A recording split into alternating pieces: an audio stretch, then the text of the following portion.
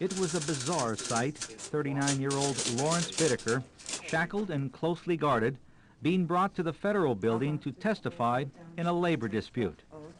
Bittaker was working as a machinist at a manufacturing plant in Burbank during a strike when he was arrested. The ex-convict testified at a National Labor Relations Board hearing that he once brandished a replica of a .45 automatic while driving through the picket line. The Machinist Union is fighting company accusations that its members were responsible for the violence on the strike lines. There are a lot of incidents, such as the incident involving Mr. Bittaker, that a lot of those strike breakers, or scabs as we call them, were brandishing weapons, and they had knives and so forth, and they would insult our pickets to incite them into a lot of the violence. So he's only one of many that our pickets told us about carrying all these different weapons, including great big bolo knives and so forth, and threatening to use them. The union will call more witnesses to testify. Their testimony is expected to be more damaging than Bittaker's, but none of them is awaiting trial for murder. From the Federal Building in Westwood, Joe Ramirez, News Center 4.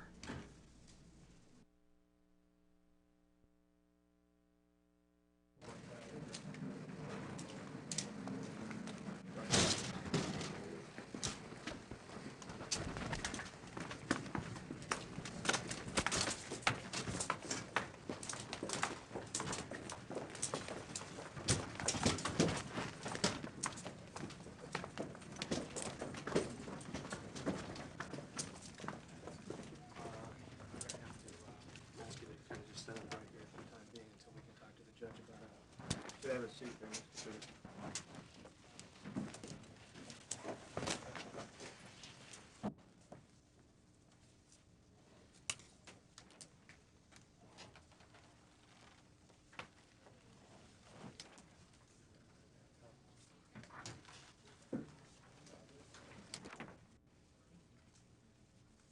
Hi, Susan. Cindy.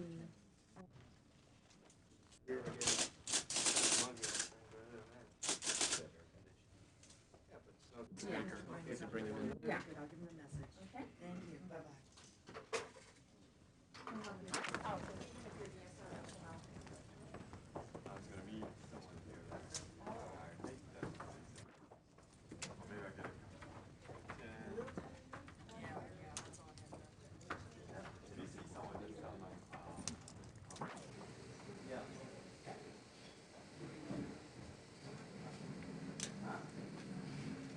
Yeah, probably.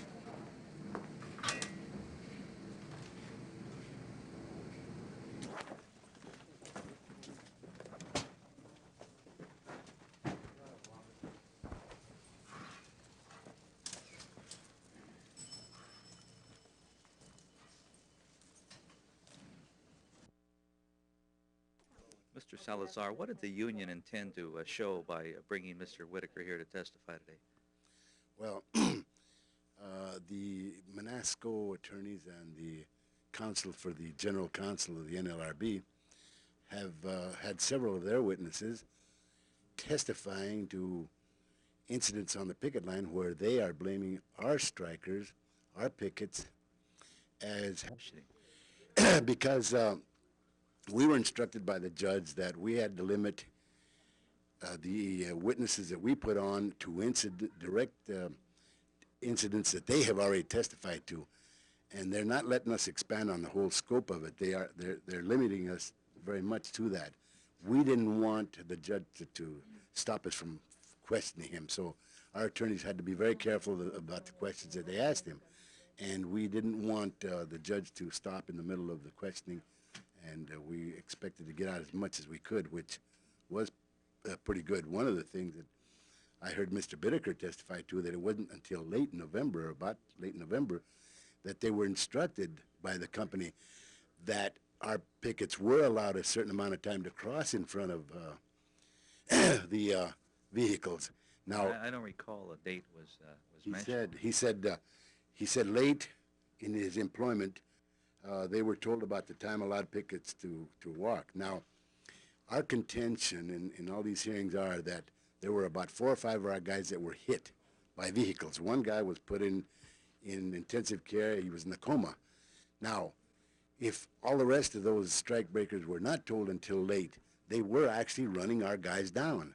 And that is our contention, that the violence started because of the actions of the pickets, the strike breakers. But Mr. Bittaker was not involved in any accident, right, while working there? No accident, but he did mention this Kenneth guy and he's the driver, Kenneth Acosta, he's the driver that hit one of our guys that we say swerved into our guys and put him into a coma. He was in the hospital under intensive care for a long time.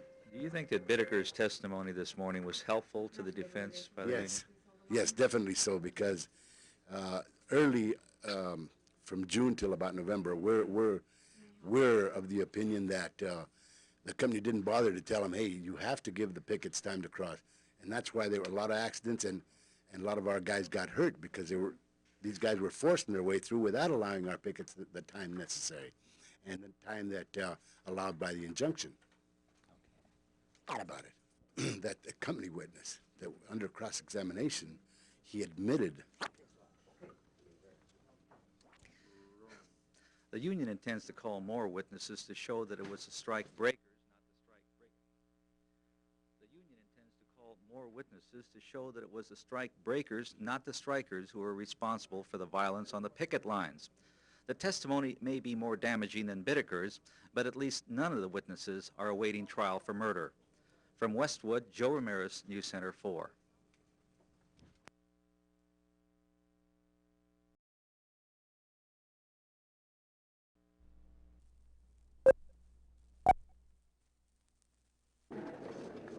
A jury of 7 women and 5 men today began hearing the case against 40-year-old Lawrence Bittaker, a Burbank machinist. Security was tight.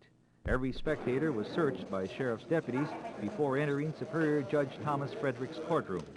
The man prosecuting Bittaker, Deputy District Attorney Stephen Kay, showed up with a cartload of evidence he plans to present, including a tape recording Bittaker allegedly made while torturing one of his victims. In his opening argument, Kay described the defendant as a brilliant man with an IQ of 138, but an extremely violent man.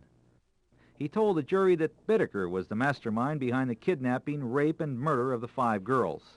Kay also described in detail how Bittaker tortured some of his victims with pliers and ice picks. 2 of the bodies never were found. Defense attorney Albert Garber claimed that Roy Norris, the chief prosecution witness, should be on trial, not Bittaker. Garber claimed that Norris is a sex deviant who derives sexual pleasure from terrorizing his victims. Norris has pleaded guilty to the same charges, but agreed to testify against Bittaker to escape the death penalty. The people's case is based primarily on the testimony of the co-defendant, who obviously made a deal. The involvement of the co-defendant is so much greater than that of Mr. Bittaker that it's incomprehensible to me that a deal was made with Mr. Norris. That's the problem. You have to understand in cases like this, when you have 2 people that are participating in murder, I mean, who else is there but those 2 people? And sometimes you have to rely on one of them and try and make your best determination as to which one is the least culpable and which one's telling the truth. Could you get a conviction without that testimony? Well, I've been in this business for a long time. I don't know. The trial is expected to take 2 months.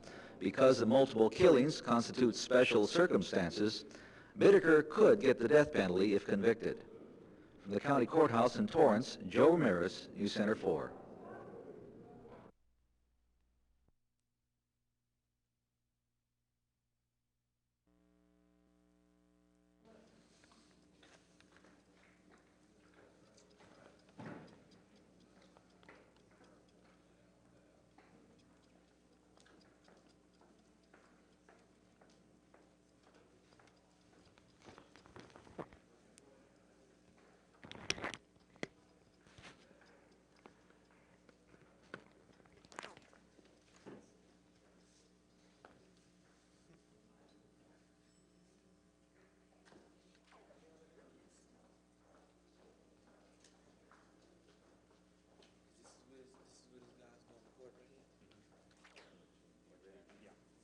Mr. Garber, can you give us some indication as to what your strategy is going to be? Yes, an opening statement will be made today by the district attorney. I will make an opening statement. What I'm concerned about and what I've been concerned about from the beginning is the fact that my client has been convicted and condemned without anyone having heard the evidence. And I'm hoping that when I'm finished with the opening statement, that there will be a little more realistic approach to what is involved in this case. By realistic, what do you mean? How damaging do you think that's going to be? If it's believed, it'll be damaging, but I don't. I think you will find that everything that he attributes of a nature which is detrimental to Mr. Bittaker is actually what Mr. Norris, he himself did, and is completely consistent with his complete pattern of behavior over the last 11 years. There is nothing in Mr. Bittaker's background to indicate anything of any assaultive behavior involving women, any rapes at all.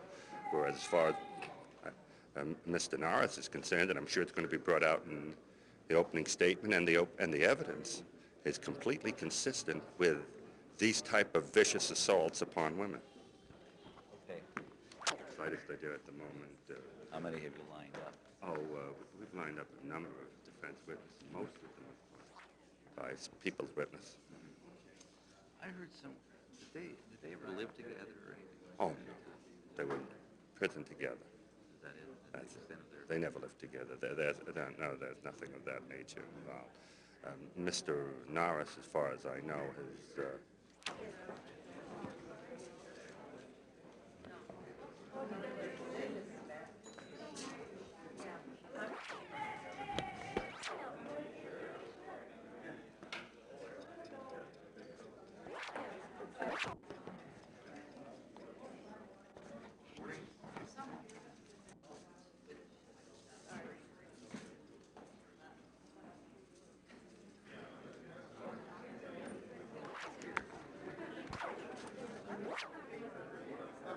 That's a good size. Yeah, yeah. That's great. That's how they do it. Yeah.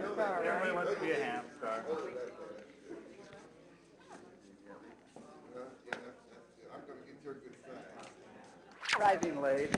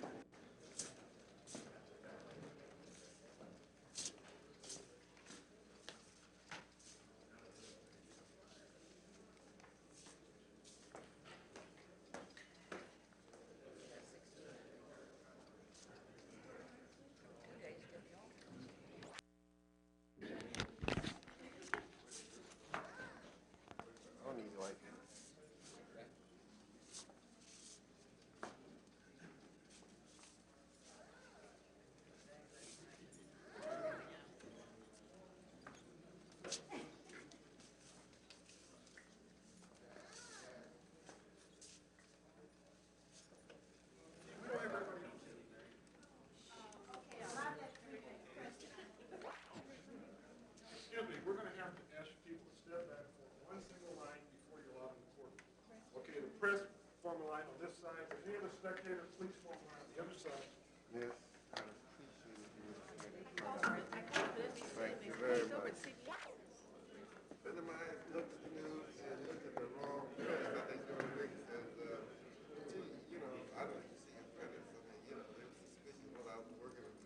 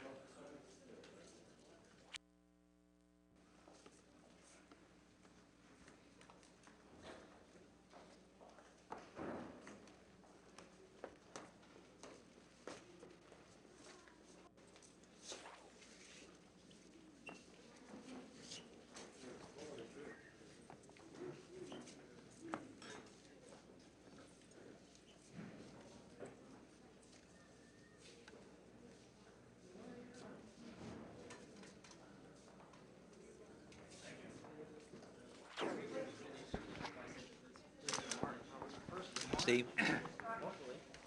Sir. Larry, you want to get in here? You indicated to the jury that you weren't going to give them a blow-by-blow description, but you seem to be very specific. Why? Well, I'm not giving them a blow-by-blow description of all of the evidence. I'm just talking about some of the evidence, some of the more interesting evidence that they should know about at this point to help them follow the evidence at the trial.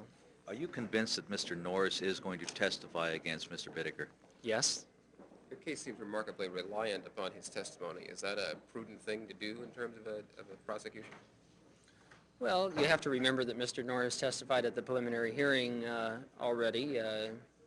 I think that he's a truthful witness. Thought he made a very good witness at the preliminary hearing, and I have no reason to believe that he'll do other than that here. Not even to save his own skin? Word against Mr. Norris? It's that we'll put on that Bittaker has told things to and done things, so no, it doesn't boil down to that. Witnesses? Yes. How many of these are witnesses other than Norris who can testify to these specific events? Well, a number of are about his participation in these crimes. So, I mean, nobody was at the crimes other than another witness like that. But he did relay the murders themselves or the rapes, in other words.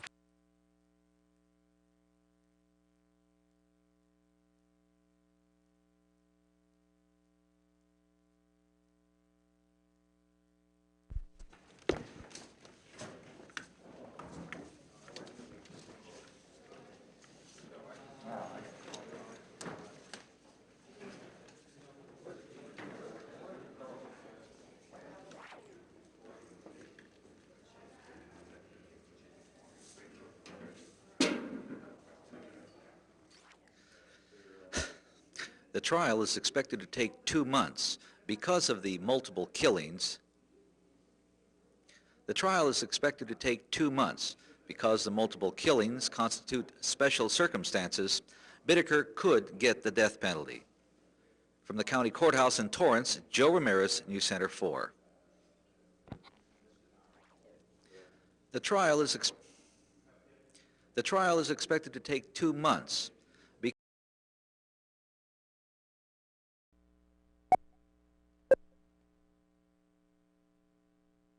It was the most devastating testimony the jury has heard, the agonizing screams of teenager Lynette Ledford as she was being tortured in a moving van.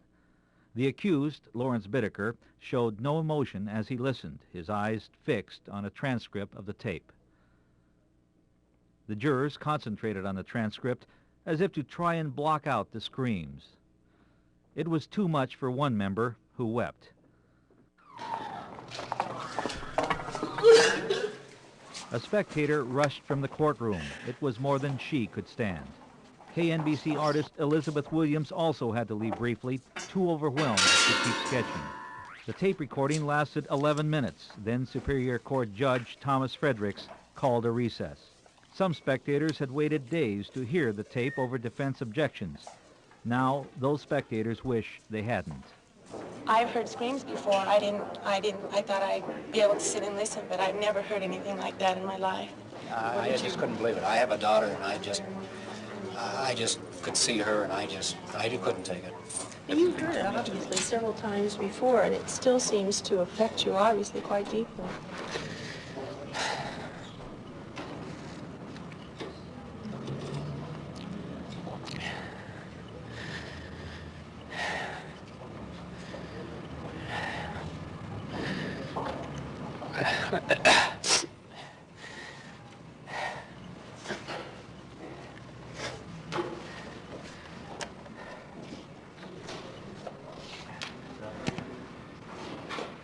I just picture those girls and how alone they were when they died.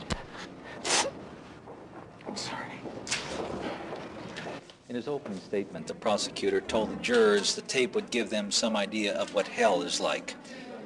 He was right. From the county courthouse in Torrance, Joe Ramirez, News Center 4.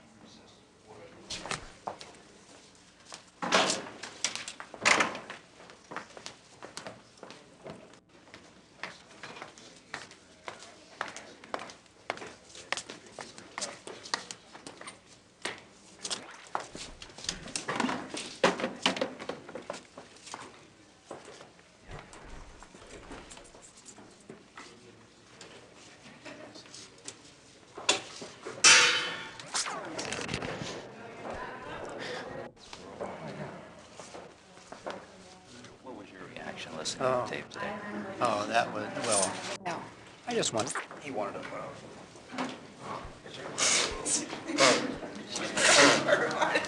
Yes. Looks like your pen started shaking. You couldn't do any more drawing. Oh, I could. Yeah. I Aren't you at the district attorney's office? Yeah. You heard the tape before, didn't you? No. Is this the first time? What is your involvement in the case? None. Just another deputy DA. Just you wanted to hear what the tape had. Ready, we're rolling.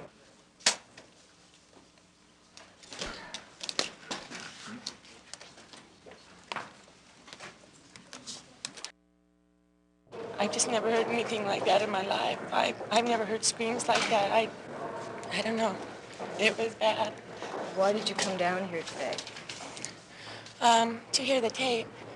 I had asked someone what was on it, and someone that had heard it said that mostly it was screams. I've heard screams. Proceed. Were you prepared for what you heard? no, not for that. Why did you choose to attend? Devastated. I never felt so close to being faint in all my life. I prosecuted people. I prosecuted them for murder, rapes. But I just can't believe it.